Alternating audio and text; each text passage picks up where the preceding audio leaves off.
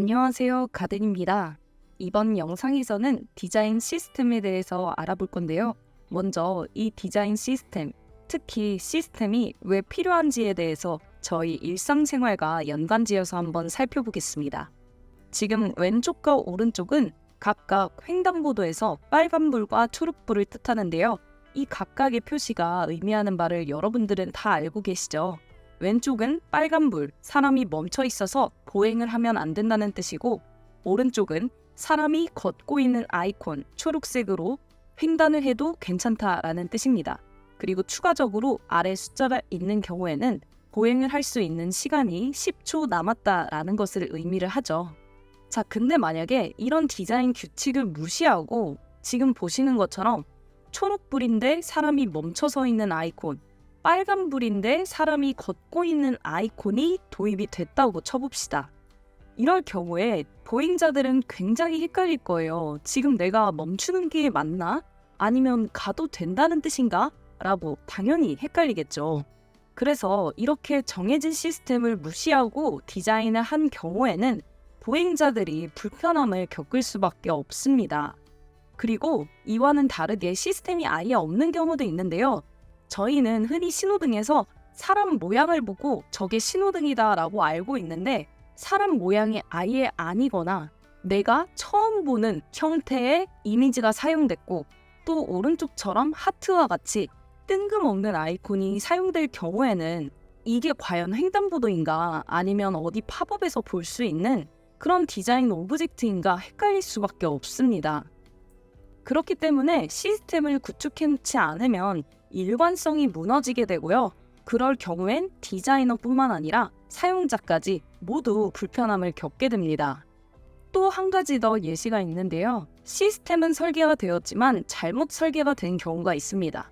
운전하시는 분들은 아시겠지만 이 신호에 한 번 걸려도 사람이 바쁠 때는 굉장히 짜증이 나는 순간이 많습니다.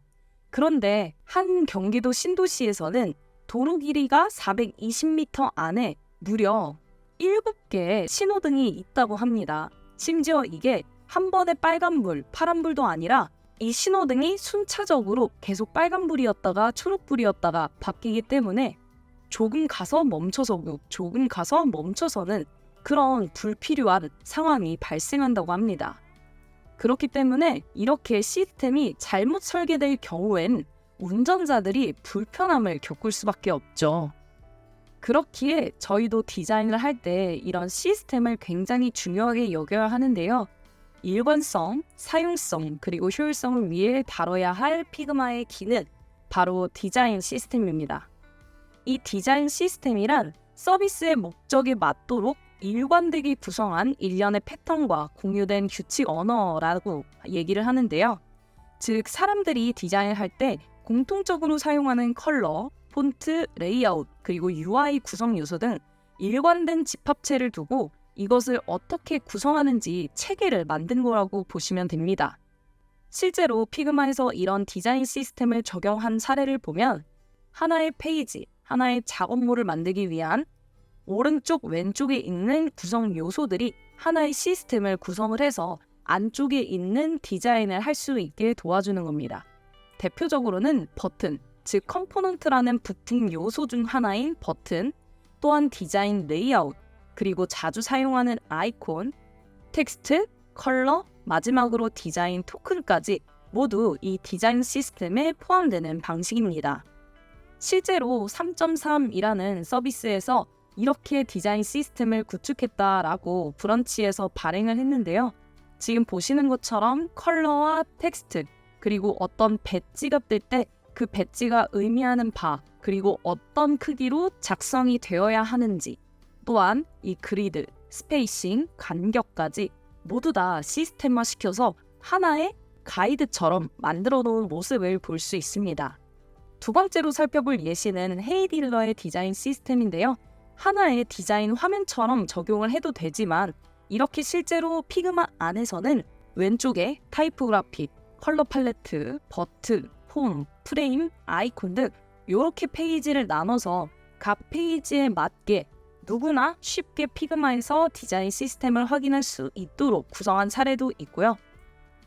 텍스트 역시 텍스트의 크기에 따라서 나누기도 하고 또 텍스트가 헤드라인일 때, 서브타이틀일 때, 아니면 본문에 사용될 때 등 이때도 마찬가지로 여러 가지 자주 쓰는 텍스트를 시스템화 시켜서 보여주고 있습니다. 그리고 버튼, 제가 이거는 컴포넌트의 요소 중에 하나라고 말씀을 드렸는데요. 이 버튼 역시 매 화면마다 버튼의 길이와 크기가 달라지는 게 아니라 지정된 버튼, 그리고 버튼에 들어가는 아이콘이나 텍스트 형태나 이 화살표, 삼각형으로 할지 아니면 없앨지 등 모든 것들의 예시를 하나의 가이드로 만들어 놓은 걸 확인할 수 있습니다. 뿐만 아니라 이거는 G마켓의 디자인 시스템의 일부인데요.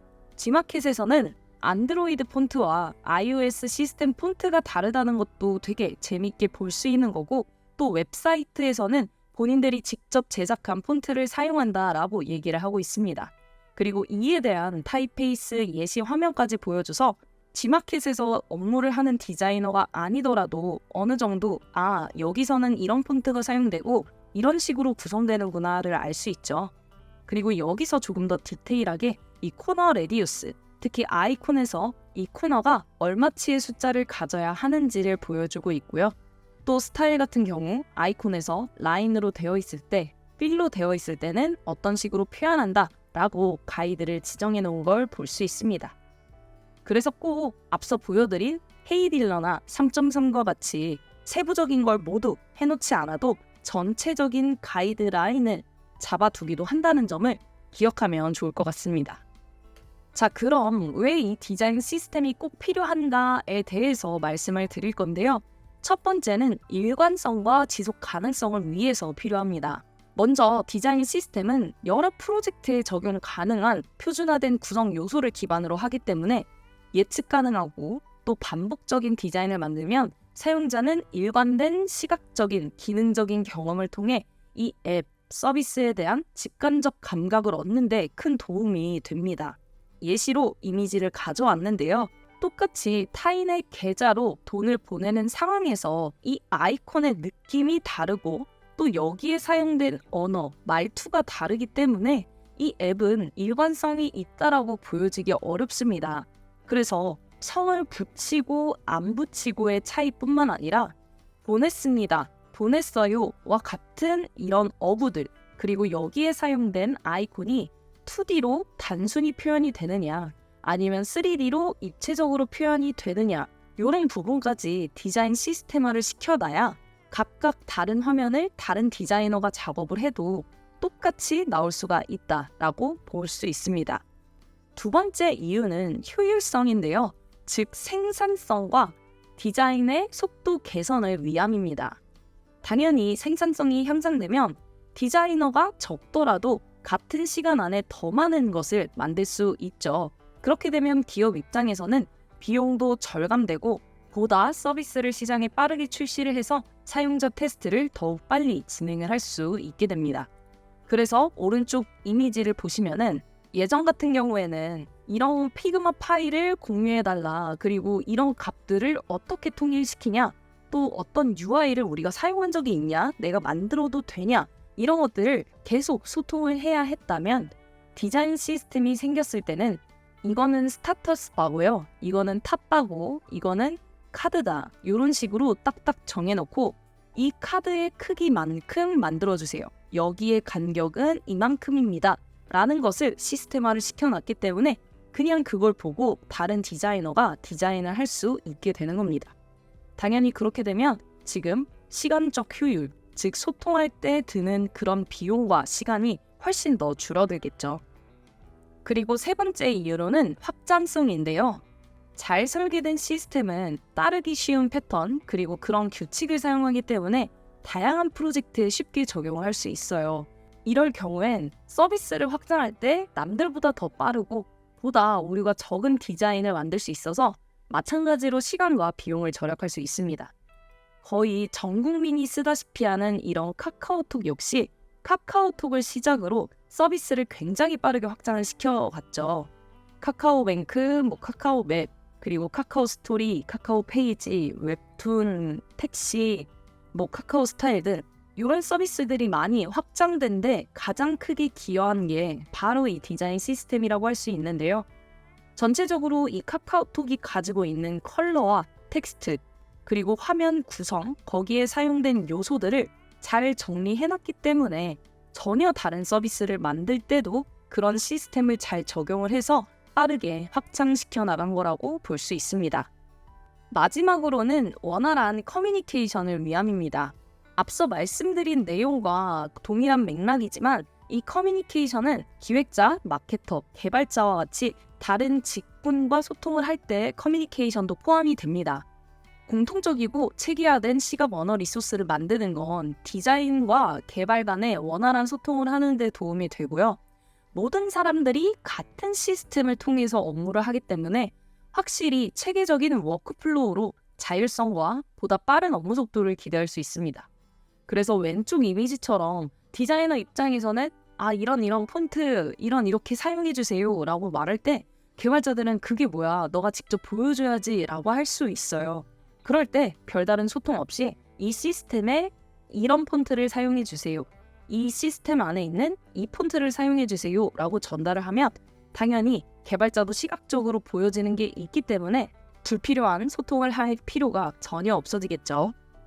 결국 이 디자인 시스템은 단순히 저희가 UI, UX 디자인을 하는데 필요한 게 아니라 브랜딩뿐만 아니라 아트워크, 비주얼 디자인을 할 때도 이 시스템을 갖추면 앞서 말한 그 4가지 장점들을 모두 갖고 디자이너 입장에서는 훨씬 효율적이고 기능적이고 일관성 있는 그런 작업물들을 뽑아낼 수 있습니다.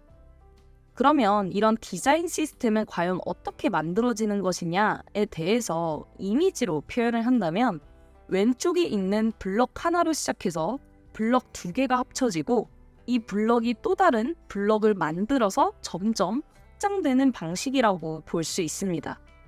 이 내용을 조금 더 자세하게 설명을 해드릴 텐데요. 지금 보시는 이미지는 하단 출처에서 가져온 이미지입니다. 하단 출처는 더보기란에 남겨두겠습니다. 먼저 첫 번째로 파운데이션을 진행을 합니다. 이 파운데이션이란 색상, 컬러, 둥글기, 그리고 간격, 효과, 규격 등 이 컴포넌트 안에 있는 요소들의 기반을 구축하는 단계입니다. 즉 전체적인 디자인에 필요한 각각 요소의 기반을 잡는다고 보시면 돼요. 그럼 파운데이션 과정이 끝나면 컴포넌트를 제작을 하는데요. 여기서 말하는 컴포넌트는 한글로 직역하면 부품이라는 뜻입니다. 즉 어떤 제품을 만들 때 들어가는 못이나 나사와 같이 아니면 모니터에 있는 이런 스크린 등 이런 부품들, 요소들을 뜻하는데요. 이런 컴포넌트를 제작할 때는 파운데이션을 토대로 일정한 규칙을 가진 컴포넌트를 만들어야 합니다. 그리고 이때 분석한 패턴을 기반으로 필요 없는 심볼 또는 필요 없는 컬러 등 이런 필요 없는 파운데이션 요소는 제거를 하면서 전체적인 일관성을 맞춰나가는 과정이 필요합니다. 그리고 마지막으로는 이를 바탕으로 템플릿을 제작을 하는데요. 컴포넌트들이 각각의 부품, 요소들이라고 했죠. 이런 부품들을 조합해서 서비스에 반영할 UI, 즉 서비스에 반영할 템플릿을 설계를 해야 합니다. 이런 템플릿은 나중에 확장할 수 있도록 구성을 해서 다양한 상황에서 쉽게 활용할 수 있도록 구축하는 것이 포인트입니다. 지금까지 말씀드린 이 3가지 단계를 거치면 하나의 디자인 콘텐츠 안에서는 컬러, 텍스트, 굵기, 선 이런 것들이 적용이 돼서 완성형 디자인이 된다는 걸 알 수 있습니다. 그리고 보다 체계적으로 관리할 수 있도록 설계를 해야 하는데요. 초기 디자인 시스템을 구축했더라도 체계적으로 관리할 수 있는 운영 프로세스와 그리고 구체화된 로드맵이 필요합니다. 즉 그냥 이사를 와서 옷 정리를 하는데 이제 왼쪽처럼 그냥 아무 옷이나 다 일단 채워 넣고 옷 정리했으니까 끝났다. 이게 아니라 지속 가능하게 이 옷장을 끝까지 깨끗이 유지할 수 있도록 이쪽엔 겨울옷, 이쪽엔 여름옷, 그리고 이거는 행거에 걸고 이거는 개키고 이런 것처럼 저희가 직접 관리할 수 있는 방안도 마련을 해야 하는 점을 꼭 기억을 하시면 좋을 것 같습니다. 이렇게 해서 디자인 시스템에 대한 전반적인 설명이 끝났는데요. 사실 이 디자인 시스템은 먼저 시스템을 잡고 디자인을 하는 게 아니라 내가 디자인을 한 것을 바탕으로 시스템을 구축해가는 과정이기 때문에 단순히 시스템만 만들어서 끝나는 게 아니라 내가 직접 내 서비스를 디자인을 하면서 거기서 발견되는 시스템 요소들을 잘 살펴보고 어떤 것을 버리고 어떤 것을 정착을 시키고 또 그걸로 컴포넌트화를 어떻게 시키며 어떤 템플릿이 필요할지를 끊임없이 생각하는 과정이 필요합니다.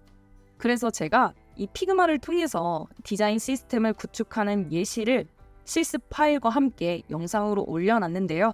그 부분도 더보기란에 남겨뒀으니까 이 영상을 시청하신 후에 피그마로 디자인 시스템을 직접 구축해보시면서 조금 더 잘 이해해보면 좋을 것 같습니다. 도움이 되셨다면 구독과 좋아요 부탁드립니다.